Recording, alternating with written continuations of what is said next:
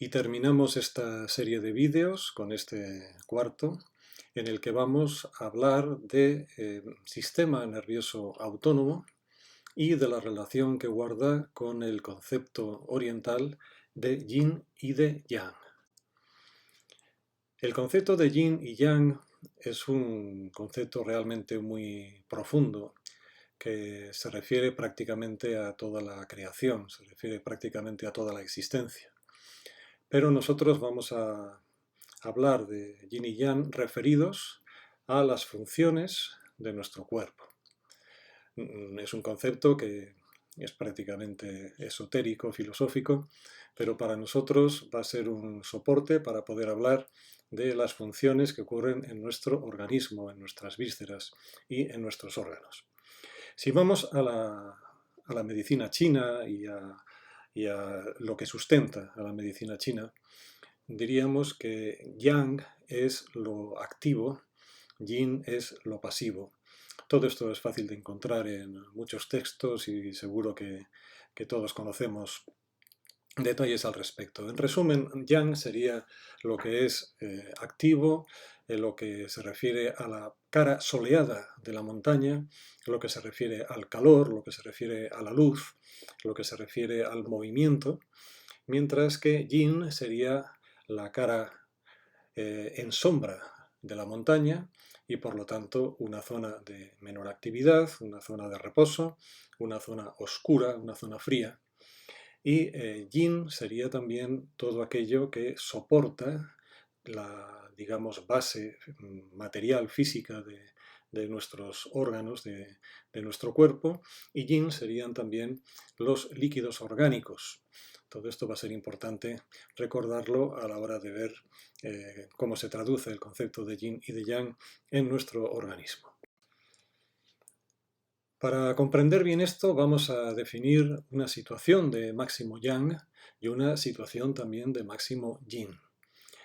La situación de máximo yang que presentamos en la imagen pues es el león que viene a atacarnos.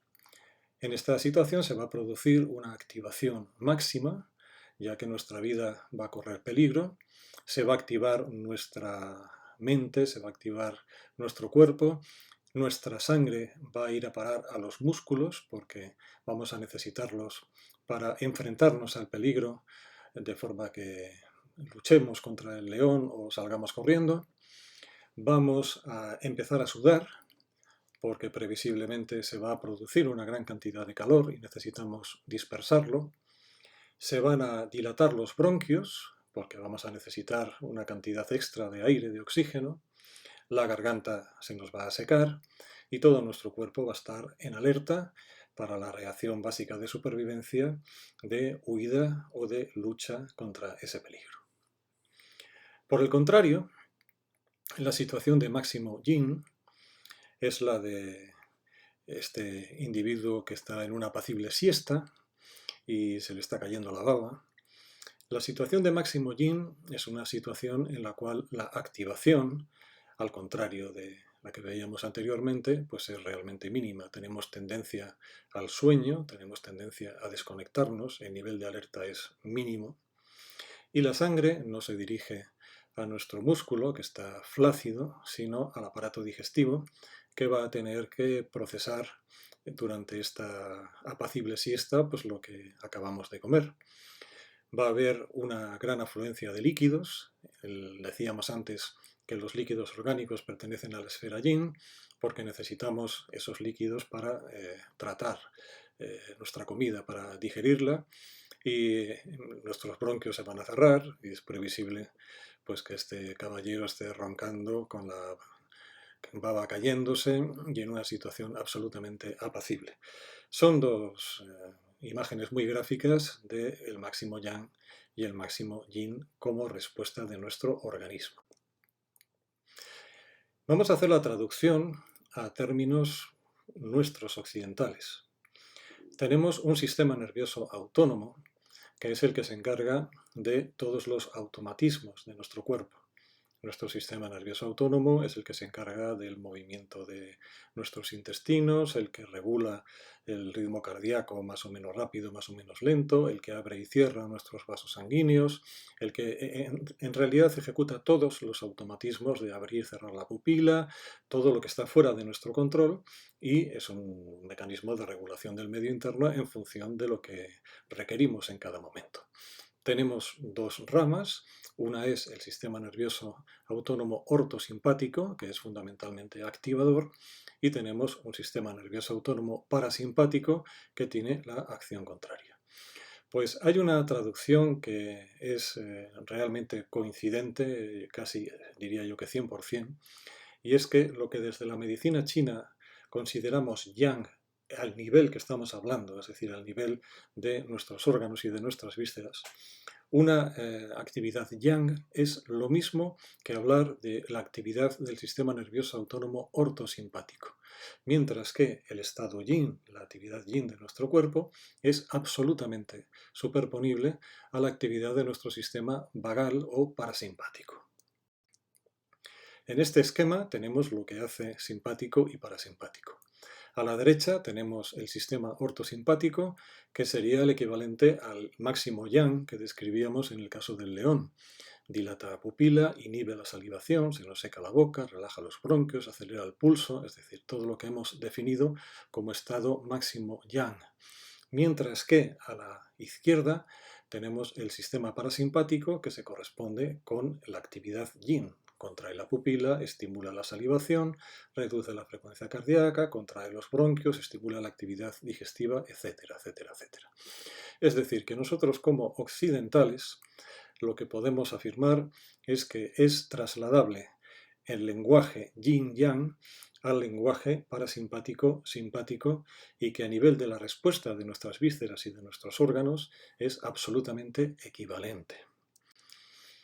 El sistema simpático, conectando con lo que veíamos en un vídeo anterior, el sistema simpático es el que se activa, es el yang, es el que se activa cuando estamos especialmente activos, estresados, y es el responsable de ese efecto proinflamatorio que definíamos en el apartado de la inflamación como inflamación de bajo grado crónico. Es decir, una persona que su situación basal es de una cierta activación, que tiene un predominio del sistema ortosimpático, esa persona va a tener una tendencia a la inflamación y va a tener una tendencia al calor. Y un estado simpático mantenido es el causante de muchas enfermedades y de muchos problemas, pues de hipertensiones, infartos, ictus y demás, que son la consecuencia de ese estado yang ortosimpático proinflamatorio. Y la mayoría de los pacientes que vienen a nuestra consulta, lo que vienen es a que consigamos neutralizar esa hiperestimulación, que se traduce, entre otras cosas, en una contracción muscular, se traduce en un tono muscular excesivo y que muchas veces no tienen recursos para neutralizar. Mientras que el sistema parasimpático, que sería el equivalente a yin, tiene una peculiaridad, y es que desde hace años sabemos que existe una vía antiinflamatoria que se denomina vía parasimpática o vía vagal antiinflamatoria, lo que quiere decir que si llevamos a un paciente al lado yin, si con nuestro shiatsu llevamos a un paciente al equilibrio parasimpático, lo que vamos a hacer es crear las condiciones para que esta vía antiinflamatoria repare y reequilibre, en definitiva, al paciente.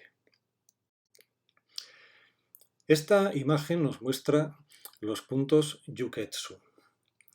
Sabemos que son puntos que están situados en el plano dorsal de nuestro cuerpo, a los lados de la columna vertebral, y sabemos que los puntos Yuketsu tienen una acción fundamentalmente sobre el aspecto yang.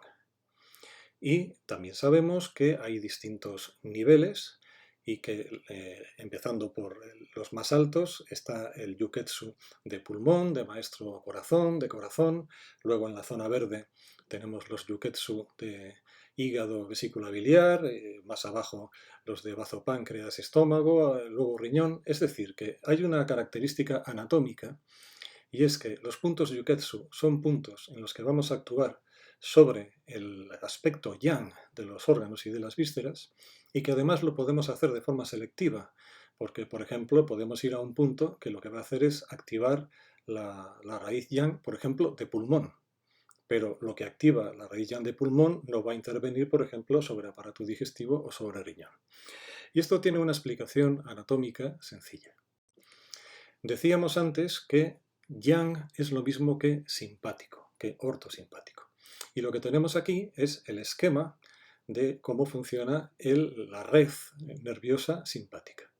Y lo que vemos es que desde distintos niveles de la médula espinal salen una serie de ramitas, y esas ramas, a su vez, van a parar a los distintos órganos, a las distintas vísceras, de tal manera que si, por ejemplo, actuamos sobre las más altas, vamos a actuar sobre los plexos cardíaco y pulmonar. Si vamos a una zona un poco más inferior, al aparato digestivo. Si vamos a la parte más inferior, actuamos sobre riñón.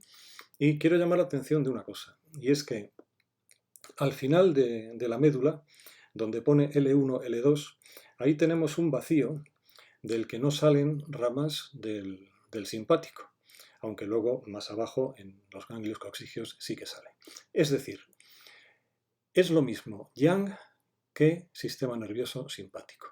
Y el sistema simpático sale de forma escalonada de la médula espinal, dirigiéndose a cada uno de los órganos y cada una de las vísceras.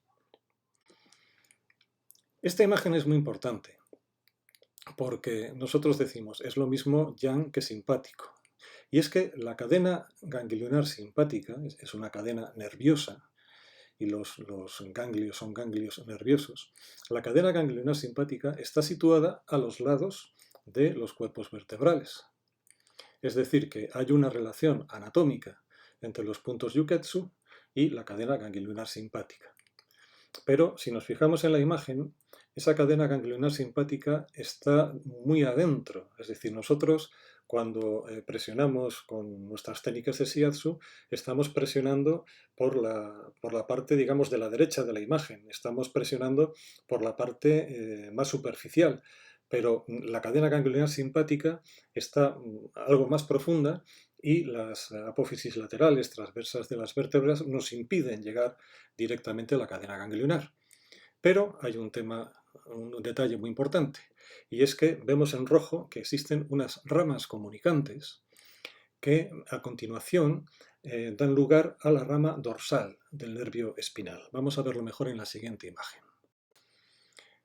En esta imagen vemos claramente dónde se encuentra la cadena ganglionar simpática, en un lugar que no es accesible para nuestros dedos directamente, pero como hay una rama comunicante que se dirige hacia atrás, que se continúa con esa rama dorsal del nervio espinal, y es fácil ver en la imagen cómo los puntos Huatuo, que están situados más próximos a la línea media, y los puntos Yuketsu, que están situados en la primera línea de vejiga, en realidad lo que estamos haciendo es trabajar, estimular esa rama dorsal del nervio espinal, que va a tener continuidad a través de la rama comunicante con la cadena ganglionar simpática. Es decir, que nos confirma que los puntos Yuketsu tienen acción yang, porque yang y sistema nervioso autónomo ortosimpático son la misma cosa y existe continuidad anatómica entre ambos.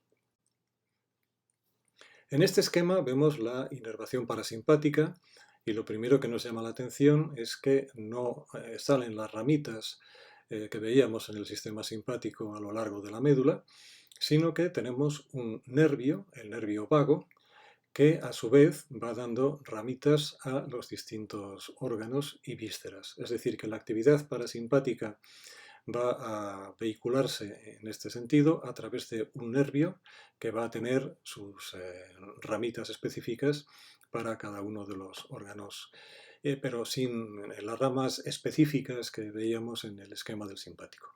Y luego había llamado la atención antes de que había una zona al final de la médula en la que no salían nervios pertenecientes al simpático.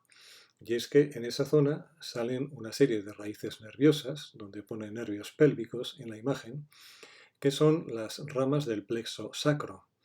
Y el plexo sacro está íntimamente relacionado con aspectos yin.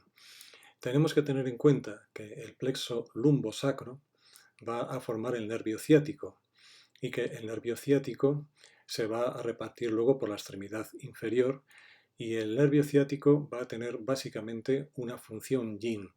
Si recordamos el descubrimiento que comentábamos anteriormente de que estómago 36 producía a través del nervio ciático un estímulo vagal a través del nervio vago que tenía una acción antiinflamatoria, pues ahora comprendemos en este esquema que el plexo sacro, o más concretamente lumbosacro, forma parte de este sistema yin a través del nervio ciático.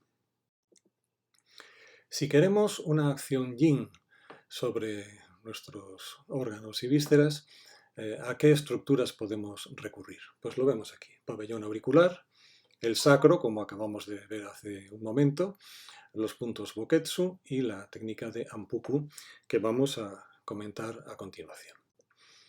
El pabellón auricular está inervado por varios nervios. La zona externa del pabellón auricular está inervada por el plexo cervical superficial. La fosa triangular, que está situada, si vemos un triangulito que pone litiasis en un color claro, la punta superior del triángulo señala a esa fosa triangular, es una zona que está inervada por el nervio trigémino.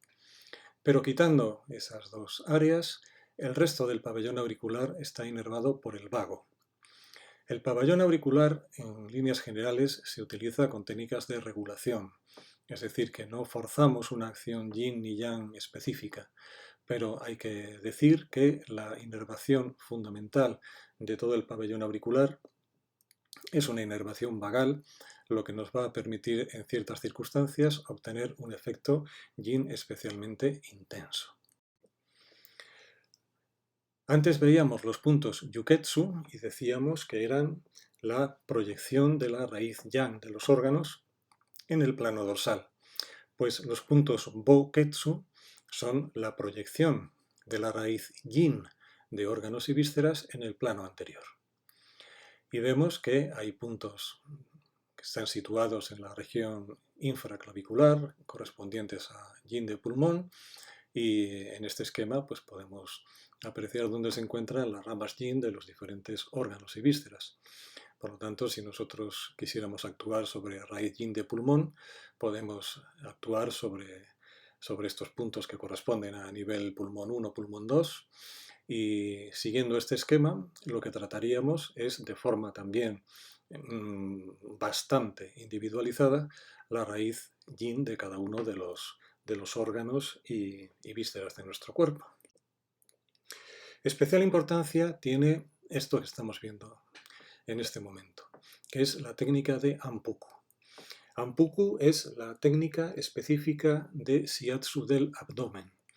Es una técnica maravillosa que tiene unos resultados espectaculares. Es una técnica que hay que practicar con muchísimo cuidado, hay que tener un cierto nivel para hacerlo con garantías, porque es una técnica muy delicada. Pero estamos tratando el abdomen, que es la zona yin por excelencia de nuestro organismo, la zona más vulnerable, la zona más delicada y más íntima del paciente. Hay que trabajarlo con muchísimo cuidado, con muchísima atención, con muchísimo tacto. Hay que tener un cierto nivel para hacerlo con la suficiente garantía, pero el Anpuku es una técnica absolutamente maravillosa en la que vamos a conseguir unos efectos yin que tienen unos resultados sorprendentes porque tienen una resonancia emocional a veces increíble. Trabajando el abdomen se consigue a veces liberar aspectos emocionales de pacientes que por otras vías no son sencillos de conseguir. pero como digo hay que hacerlo con el máximo respeto y con el máximo cuidado porque es la zona más delicada, más yin de nuestro cuerpo. Y para terminar tenemos este resumen de los mecanismos de acción del Shiatsu que hemos podido comentar en estos 4 vídeos. En primer lugar, intervenimos en los mecanismos de homeostasis, los mecanismos de control de nuestro medio interno. Actuamos sobre receptores que modulan el tono muscular, tanto a nivel periférico como a nivel central. El nivel central que recordamos era importante es el papel integrador holístico del cerebelo. Podemos movilizar y drenar líquidos en dirección al corazón. Bloqueamos, aunque sea transitoriamente, la transmisión del dolor al cerebro a través de la teoría de la compuerta. Provocamos una inflamación controlada que va a funcionar como un mecanismo de reparación.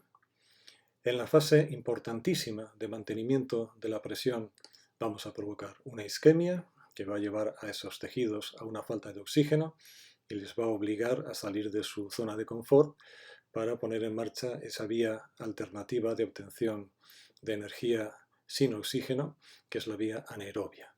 El residuo que vamos a tener es el ácido láctico que nos va a provocar el efecto Mencken.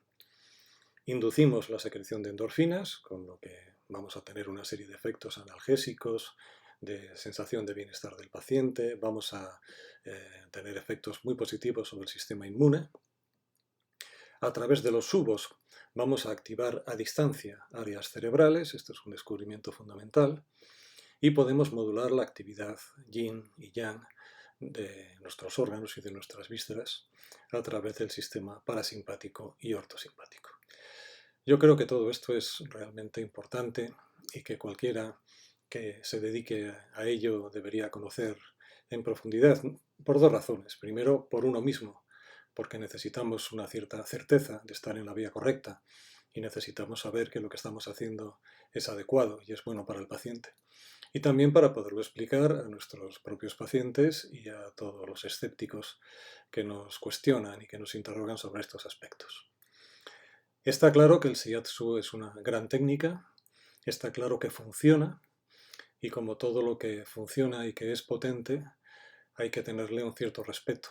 La primera de las normas del terapeuta es no hacer más daño del que ya puede haber y esto nos obliga a formarnos bien, nos obliga a tener el conocimiento suficiente de lo que estamos haciendo, porque no da igual hacer una cosa que hacer otra. Estamos en la línea correcta, pertenecemos a una gran escuela que está dirigida por un gran maestro y tenemos todo a nuestro favor para ser unos shiatsu practores realmente excelentes. Yo os animo a seguir estudiando, a seguir con la práctica y ojalá que todo esto dé lugar a nuevos trabajos, a nuevas investigaciones, a nuevas comunicaciones, porque estamos prácticamente empezando a razonar en estos términos y es importante para la mentalidad occidental poder explicar las cosas en este sentido. Así que mucho ánimo, adelante con ello y podemos estar orgullosos de ser shiatsu practores porque, como digo, es una grandísima técnica de reequilibrio.